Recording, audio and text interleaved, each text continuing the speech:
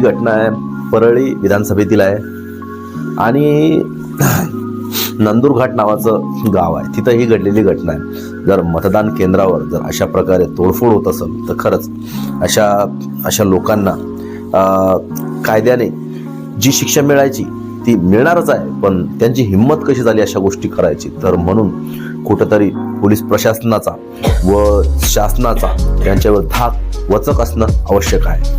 आणि बघा एकदा कशा प्रकारे तोडफोड केली आहे आणि खरंच किती टक्के योग्य वाटतं तुम्हाला?